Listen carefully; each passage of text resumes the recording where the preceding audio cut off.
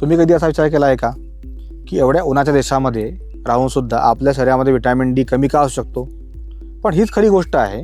भारतात मोठ्या प्रमाणावर लोकांमध्ये विटॅमिन डी डिफिशियन्सी आढळते.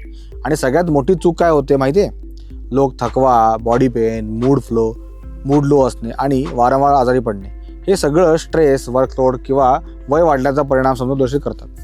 विटॅमिन डी फक्त एक विटॅमिन नाही, तो शरीरामध्ये हार्मोन्ससारखं काम करतो. जेव्हा आपण सनलाईट घेतो किंवा सप्लिमेंट घेतो तेव्हा शरीर त्याला ॲक्टिव्ह फॉर्ममध्ये कन्वर्ट करतं. ही ॲक्टिव्ह फॉर्म मग आपल्या बोन्स, मसल्स, इम्युनिटी आणि हार्ट सगळ्यांवर परिणाम करते. सगळ्यात आधी बोन्सबद्दल बोलूया. विटॅमिन डी नसल्यास शरीराला कॅल्शियम नीट ॲब्सॉर्ब करता येत नाही. म्हणजे तुम्ही दूध, दही, कॅल्शियम सप्लिमेंट घेत असाल तरी विटॅमिन डी कमी असेल तर त्याचा फायदा कमी होतो. त्यामुळे हाडांमध्ये दुखणे, जॉईंट्समध्ये स्टिफनेस, मसल विकनेस आणि काही वेळा वारंवार फ्रॅक्चरसुद्धा होऊ शकतात. लहान मुलांमध्ये ग्रोथवरती परिणाम होऊ शकतो आणि मोठ्या वयात ऑस्टिओपोरोसिसचा धोका वाढतो. पण विटॅमिन डी फक्त बोनसाठीच नाही, तर जर तुम्हाला वारंवार सर्दी, खोकला किंवा इन्फेक्शन होत असेल तर इम्युनिटी वीक असण्याची शक्यता असते. विटॅमिन डी इम्युन सेल्सला योग्य प्रकारे काम करायला मदत करते. तो इन्फ्लमेशन कंट्रोल ठेवतो. त्यामुळे शरीराची रोगप्रतिकारक शक्ती म्हणजेच इम्युनिटी पॉवर संतुलित राहते. अनेक लोक सांगतात की सकाळी उठल्यावर फ्रेश वाटत नाही, दिवसभर थकवा जाणवतो, कामात लक्ष लागत नाही, काही वेळा मूड सतत खालवलेला असतो. हे सगळं फक्त स्ट्रेस नसून विटॅमिन डी कमी असल्याचं लक्षण असू शकतं. कारण vitamin D brain chemicals regulate मदत करतो.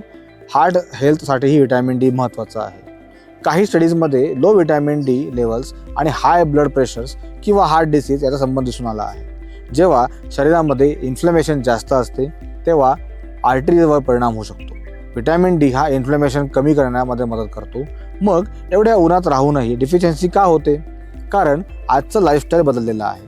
आपण दिवसभर ऑफिस किंवा घरामध्ये असतो, पोल्युशन जास्त आहे, सनस्क्रीनचा वापर वाढला आहे. शिवाय आपण सकाळी लवकर किंवा संध्याकाळी उशिरा बाहेर जातो जेव्हा UV रेज कमी असतात. त्यामुळे शरीराला विटॅमिन डी तयार करण्यासाठी पुरेसा वेळच मिळत नाही किंवा पुरेसा सनलाईटही मिळत नाही. फूड सोर्सेसबद्दल बोलायचं झालं तर fatty fish, egg yolk, fortified milk किंवा मशरूम्समध्ये विटॅमिन डी असते. पण टिपिकल इंडियन डाएटमधून दररोज पुरेसा विटॅमिन डी मिळणं कठीण असतं.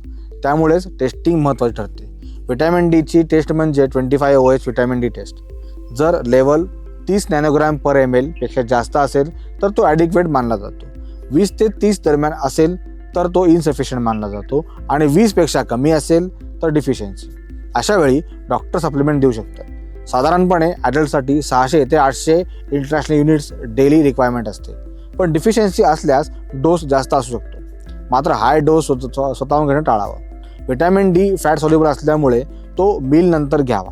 विशेषतः हेल्दी फॅट सोबत घेतल्यानंतर ॲब्सॉर्प्शन चांगला होतो.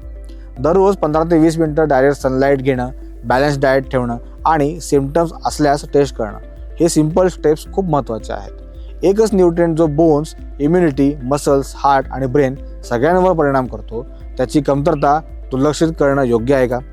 जर तुम्हाला सतत थकवा, बोन पेन, मूड इश्यूज किंवा वारंवार इन्फेक्शन होत असतील तर फक्त स्ट्रेस म्हणून इग्नोर करू नका. एक सिंपल विटॅमिन डी टेस्ट अनेक गोष्टी स्पष्ट करू शकतो. ही माहिती युजफुल वाटली असेल तर व्हिडिओ नक्की शेअर करा आणि कमेंटमध्ये सांगा तुम्ही शेवटचा विटॅमिन डी टेस्ट कधी केला होता. धन्यवाद.